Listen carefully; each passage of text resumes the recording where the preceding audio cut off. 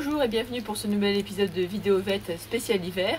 Aujourd'hui nous sommes avec Roméo à la montagne pour voir quelles sont les précautions à prendre avec son animal lorsque la saison froide arrive ou lorsque par exemple on part au ski avec son animal. Tout d'abord, il faut savoir que les chiens sont naturellement beaucoup plus résistants au froid que les êtres humains. En effet, un chien en bonne santé a peu de raisons d'attraper un rhume uniquement à cause du froid. Toutefois, tous les chiens ne sont pas résistants de la même manière face au froid. Cette résistance dépend de différents facteurs qui sont d'abord la race de l'animal. La race conditionne en effet le pelage de l'animal et on voit bien qu'entre un chihuahua ou un lévrier et un saint-bernard ou un montagne des Pyrénées, le pelage n'est pas le même et donc la résistance est différente. Ensuite, il y a l'âge de l'animal. En effet, les chiots et les chiens âgés sont beaucoup moins résistants au froid. Et pour terminer, il y a les habitudes des animaux. Un chien qui est habitué à être souvent en extérieur parce qu'il vit en pavillon et sort régulièrement dans le jardin, ou un chien vivant en appartement, n'ont pas le même sous-poil et n'ont pas la même résistance face au froid. Si vous souhaitez que votre chien reste tout le temps à l'extérieur pendant l'hiver, il faudra d'abord que celui-ci soit habitué à rester dehors pendant les saisons plus douces. Ensuite, il faudra lui fournir un abri afin de le protéger de la pluie et du vent. Et ensuite, il faudra penser à augmenter légèrement sa ration alimentaire de 10 à 20% afin de compenser les pertes énergétiques liées au froid.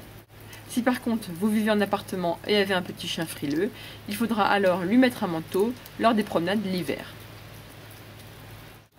Parlons maintenant des promenades dans la neige. Il est vrai que les chiens adorent se promener dans la neige. Pour eux, cet environnement blanc est une grande source d'excitation. Toutefois, il faudra veiller à ce que votre chien n'avale pas trop de neige. En effet, cela peut occasionner des diarrhées et des vomissements. C'est ce que l'on appelle les gastro-entérites d'hiver. De la même manière, il faudra à tout prix éviter que votre chien n'avale du sel de déneigement. En effet, ce sel peut être à l'origine d'une intoxication typiquement hivernale, qui peut créer de graves symptômes chez votre animal. Tout d'abord une grande soif, ensuite des tremblements, des convulsions, des vomissements, et cela peut même aller jusqu'au coma. Si jamais votre chien avale du sel de déneigement et qu'il présente ces symptômes, il faudra alors sans hésiter aller voir votre vétérinaire. De la même manière, dans la série des intoxications typiquement hivernales, on peut citer l'intoxication avec les produits antigel. En effet, l'éthylène glycol que l'on retrouve dans les produits lave-glace pour voiture ou dans les produits antigel pour chaudière peut créer une intoxication très grave chez le chien. Les chiens sont en général attirés par le goût de cet éthylène glycol et ils ont alors des symptômes digestifs, à savoir des vomissements, une soif augmentée ou des symptômes nerveux avec des tremblements, des convulsions, voire un coma. C'est une intoxication très fréquente et très grave, il est alors indispensable d'aller voir votre vétérinaire. Ensuite, il faut savoir qu'une promenade dans la neige peut être à l'origine de lésions sur les coussinets de votre animal dues au froid et à l'humidité.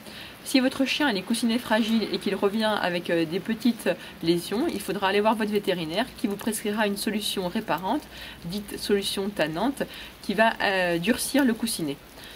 De la même manière, on peut prévoir de faire pendant 15 jours avant de partir à la montagne une préparation des coussinets en appliquant cette même lotion tous les jours. Au cours de la promenade, il faut aussi veiller particulièrement aux zones de peau plus fines de votre animal, à savoir la peau des oreilles, le bout de la queue et la peau des testicules pour les mâles. Si jamais votre chien a des lésions sur ces zones, il faudra alors appliquer une pommade grasse. Au retour de la promenade, avant d'aller boire votre thé ou votre chocolat chaud, il faudra enlever les amas de neige collés sur les poils de votre chien, essuyer soigneusement les pattes entre les coussinets. Si jamais votre chien a marché sur du sel de déneigement, il est judicieux de rincer les pattes à l'eau claire avant de les sécher soigneusement.